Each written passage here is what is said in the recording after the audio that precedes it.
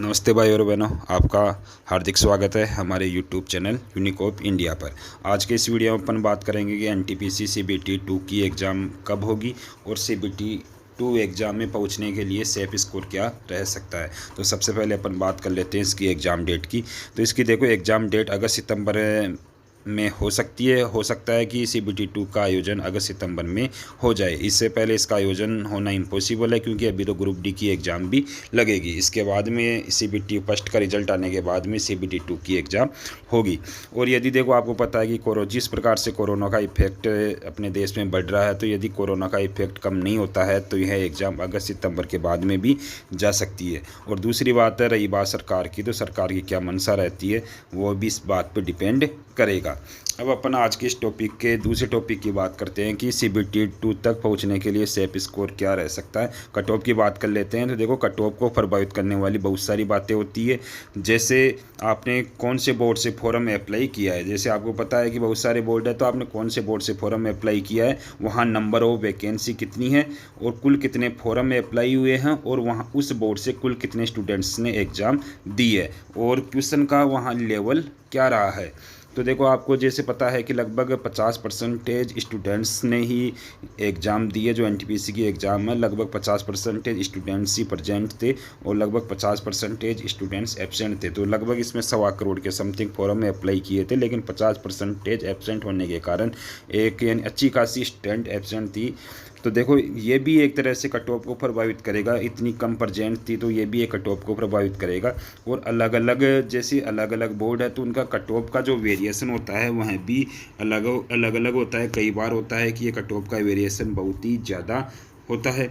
जैसे अपन बात करते हैं पिछली बार की कट ऑफ की, तो सबसे ज़्यादा कट ऑफ रही थी चंडीगढ़ बोर्ड की। और तो चंडीगढ़ बोर्ड की जो कट ऑफ थी लगभग 82% रही थी, यानी लगभग 82% कट ऑफ थी, जो कि सबसे ज़्यादा थी। 2016 की भर्ती में सबसे ज़्यादा कट ऑफ थी चंडीगढ़ बोर्ड की। और सबसे कम कट ऑफ रही थी मुजफ्फरनगर बोर्ड की, यानी मुजफ्फर बोर्ड की सबसे कम कट ऑफ थी, लगभग 58% कट ऑफ थी मुजफ्फर बोर्ड की। और सबसे ज़्यादा कट ऑफ थी चंडीगढ़ बोर्ड की। ये तो थी कट ऑफ 2016 की भर्ती की। अब अपन बात कर लेते हैं कि जो अभी एनटीपीसी की एग्ज़ाम है उसमें CBT 2 के लिए कितनी कट ऑफ रह सकती है। तो हम बात करते हैं कि आफ्टर नॉर्मलाइजेशन आप देख सकते हो कि जनरल की कट ऑफ नॉर्मलाइजेशन के बाद में 65 से 70% रह सकती है। OBC की कट ऑफ रह सकती है 60 से 65%। ST/SC की कट ऑफ रह सकती है 50 से 55%। यानी ये जो कट ऑफ मैं बता रहा हूँ नॉर्मलाइजेशन के पश्चात, यानी नॉर्मलाइजेशन के पश्चात यदि आप कितने मार्क्स आते हैं तो आप CBT 2 के लिए क्वालिफाई कर जाओगे। अब अपन बात कर लेते हैं बिफोर नॉर्मलाइजेशन। जैसे कि यदि आपके अभी बिफोर अपने को पता नहीं है कि नॉर्मलाइजेशन के पश्चात अपने कितने मार्क्स बढ़ेंगे। तो देखो यदि आपके मार्क्स 50 के आसपास आ रहे हैं जनरल OBC ST/SC में, तो 50 के आसपास 50 से 55 के बीच में यदि आपके मार्क्स आ रहे हैं तो आप सभी को अपनी CBT 2 की तैयारी में जुट जाना चाहिए।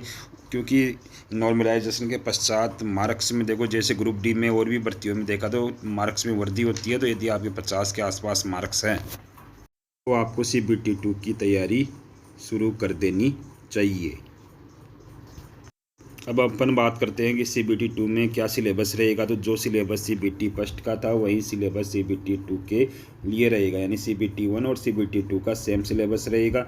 लेकिन इसमें एक चेंजेज है कि CBT 2 में 120 क्वेश्चन आएंगे, लेकिन समय वही 90 मिनट रहेगी। 90 मिनट में CBT फर्स्ट में आपको 100 क्वेश्चन करने थे, वहीं CBT 2 में आपको 90 मिनट में 120 क्वेश्चन करने होंगे। तो धन्यवाद दोस्तों।